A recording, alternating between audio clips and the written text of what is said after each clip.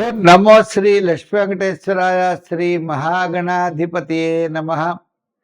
సర్వమంగళ మాంగళ్యే శివే సర్వార్థ సాధికే శరణ్యే త్ర్యంబకే దేవి నారాయణి నమోస్తుతే. మహాకాళీ మహాలక్ష్మీ మహాసరస్వతీ దేవ్యై నమః. వరలక్ష్మీదేవ్యై నమః. శ్రవణ నక్షత్రం పౌర్ణమి యందు కలిగిన మాసం శ్రావణ మాసము. శ్రవణం అంటే చంద్రుడి అధిపతి అండి. ఈ మాసంలో ఎవరైతే అమ్మవారి యొక్క అనుగ్రహాన్ని పొందుతారో వారికి మానసికమైన ప్రశాంత వాతావరణం ఉంటుందట. ఈ శ్రావణ మాసంలో మనం 16 నుండి 22వ తేదీ వరకు ఉన్నటువంటి గ్రహాల యొక్క పరిస్థితిని అనుసరించి మనం రాశి ఫలాలు తెలుసుకుందాం. మరి ఈ 16వ తారీఖు ఆదివారం నాగ చతుర్థి అయింది. ఆవేళ నాగేంద్రుడిని కొలవాలి అట. నాగ చతుర్థి. సంతానం లేనివారు, ఆర్థిక ఇబ్బందులు పడేవారు, రుణబాధలు పడేవారు ఆ స్వామిని కొలవాలి అన్నారు. సుబ్రహ్మణ్య స్వామిని. నాగ చతుర్థి అనేది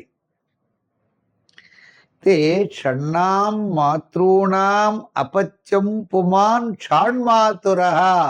6 తల్లుల చేత పెంచబడ్డాట స్వామి. అంచేత నాగేంద్రుడు అంటే ఎవరనుకున్నారు? విష్ణుమూర్తి యొక్క ఆయన ఆదిశేషువు.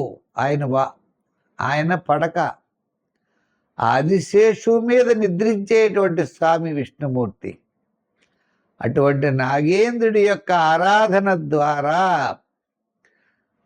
ఆ సుబ్రహ్మణ్య స్వామిని ఆరాధించడం ద్వారా మనం విశేషమైన ఫలితాలు పొందుతాము.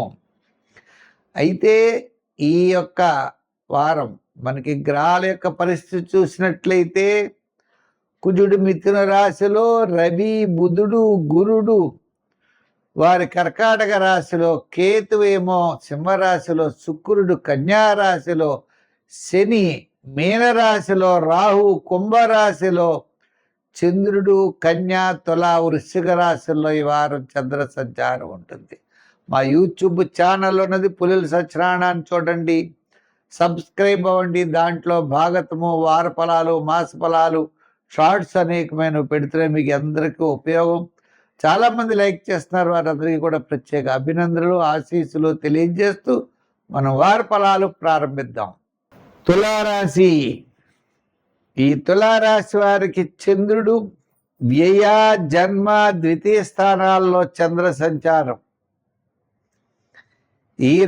ఈ రాశి వారికి రవి ఒకడు అనుకూలంగా ఉన్నాడు. రవి దశమ స్థానంలో ఉండడం వల్ల ఆత్మస్థైర్యము, ఉద్యోగాభివృద్ధి, ఆర్థికాభివృద్ధి, ముఖ్యమైన వ్యవహారాలన్నీ కూడా ప్రోత్సాహకరంగా ఉంటాయి.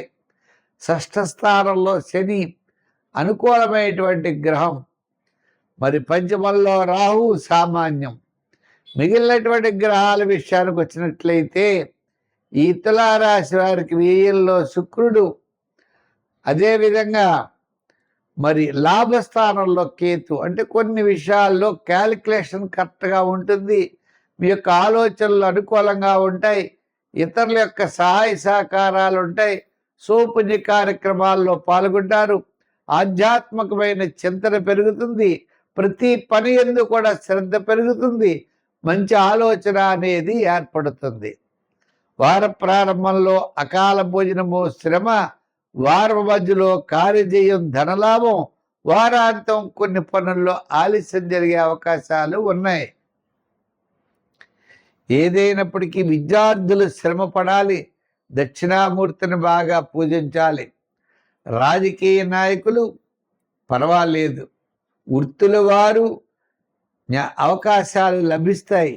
ఆర్థికంగా వ్యయం ఎక్కువగా జరిగిపోయేటువంటి పరిస్థితులు ఉంటాయి. వ్యాపారాత్మకంగా చూసినట్లయితే ఐటీ రంగం, షేర్స్ వారు, రియల్ ఎస్టేట్ వారికి, జనరల్ కిరాణా, మెడికల్, ఫ్యాన్సీ వారికి అనుకూలంగా ఉన్నది. నూతనమైన వ్యాపార ప్రయత్నాలు చేసేటప్పుడు మంచి ఆలోచనలతో ముందుకు వెళ్ళవలసిన పరిస్థితి ఉన్నది. వేగంగా పెట్టుబడులు పెట్టడం కానీ ఇటువంటి విషయాలు చేయకూడదు. సంఖ్యల్లో 5, రంగుల్లో గ్రీన్, ఆరాధనలో నవగ్రహారాధన, శివారాధన ఎక్కువ చేస్తూ ఉండండి. ఈ రాశి వారికి 5వ స్థానంలో రాహు ఉండడం ద్వారా అమ్మవారి యొక్క ఆరాధన మంచిది.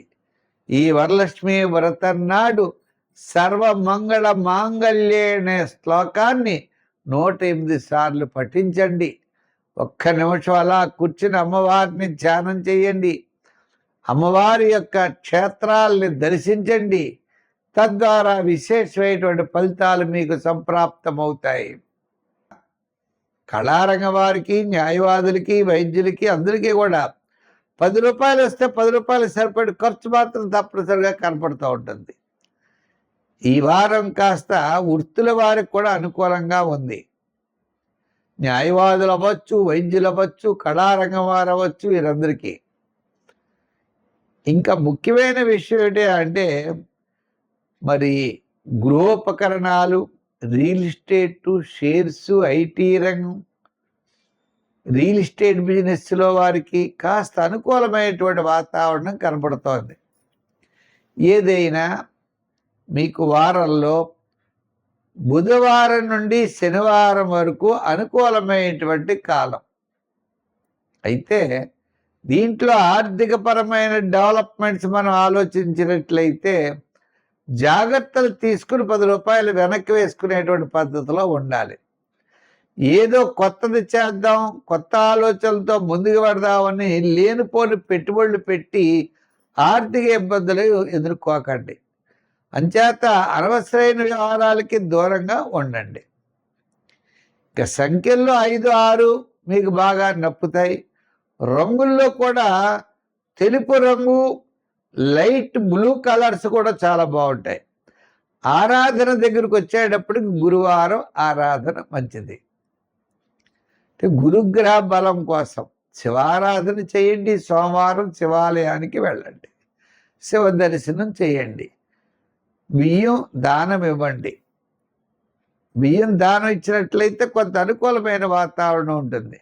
అలాగే శనగపప్పుతో చేయబడినటువంటి పదార్థాలు సోమవారం గుళ్ళో ఇవ్వండి. గురువారం ఇవ్వక్కర్లేదు, సోమవారం ఇవ్వచ్చు, శనివారం ఇవ్వచ్చు. మీకు ఖాళీ ఉన్న రోజుల్లో పట్టికలు మీరు ఇస్తే మంచి ఫలితాలు మీకు ఉంటాయి. గురుబలం పెరుగుతుంది.